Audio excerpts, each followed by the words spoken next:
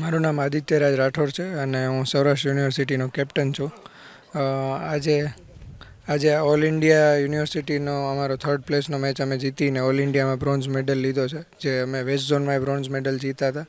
મારી આ બંને ટુર્નામેન્ટની થઈ અને 14 મેચમાં 36 વિકેટ છે. હાઈએસ્ટ વિકેટ ટેકર છું હું.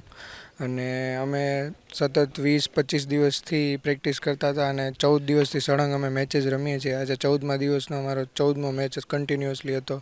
એટલે બહુ ઘણી મહેનત કરી અને અમને રિઝલ્ટ મળ્યો એટલે અમે બહુ ખુશ છીએ.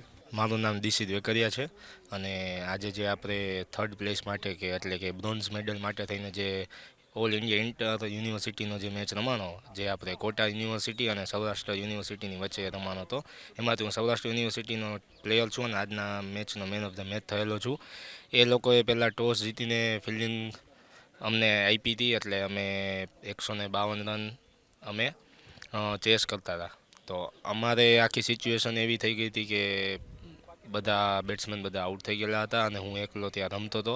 તો અમે 19.4 ઓવરે અમે 152 રન ચેસ કર્યા છે અને મારા 73 રન 51 બોલમાં થયા છે અને આ મેચ મેં જીતાડેલો છે અને મેન ઓફ ધ મેચ થયેલો છું.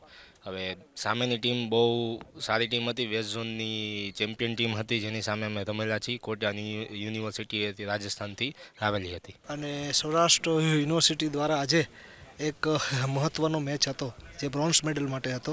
ઇન્ડિયાની બેસ્ટ 16 ટીમો જે ઓલ ઇન્ડિયામાં પાર્ટિસિપેટ થતી હોય છે અને સૌરાષ્ટ્ર યુનિવર્સિટીએ વેસ્ટ ઝોન અને ઓલ ઇન્ડિયા ક્રિકેટ ભાઈઓનું યજમાની કરી હતી અને લગભગ વેસ્ટ ઝોનમાં 154 ટીમોએ ભાગ લીધો હતો.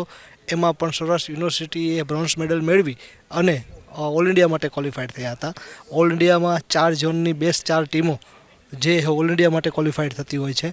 એમાં પહેલાં 3 લીગમાં સૌરાષ્ટ્ર યુનિવર્સિટીનું પરફોર્મન્સ ખૂબ સારું રહ્યું હતું. સૌરાષ્ટ્ર યુનિવર્સિટીના ખેલાડીઓ જે ખૂબ સારી રીતે રમત બતાવી અને ઇન્ડિયાની બેસ્ટ 4 ટીમોમાં એનો સમાવેશ થયો હતો. અને આજના દિવસે જે મહત્ત્વની મેચ હતી બ્રોન્ઝ મેડલ માટેની, એ સૌરાષ્ટ્ર યુનિવર્સિટીના ખેલાડીઓ ખૂબ જુસ્સાપૂર્વક રમતમાં પરફોર્મન્સ આપી અને સૌરાષ્ટ્ર યુનિવર્સિટીના ઇતિહાસમાં પ્રથમ વખત છે ને એ બ્રોન્ઝ મેડલ અપાવી અને 3જા નંબરની ટ્રોફી પ્રાપ્ત કરી છે.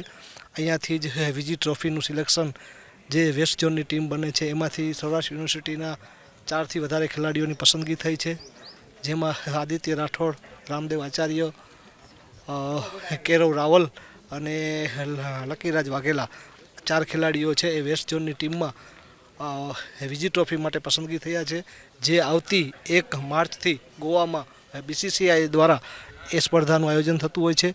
એમાં પણ અત્યાર સુધીમાં સૌથી વધારે ખેલાડીઓ બીજી ટ્રોફીમાં રમતા હોય એવો પ્રથમ દાખલો છે.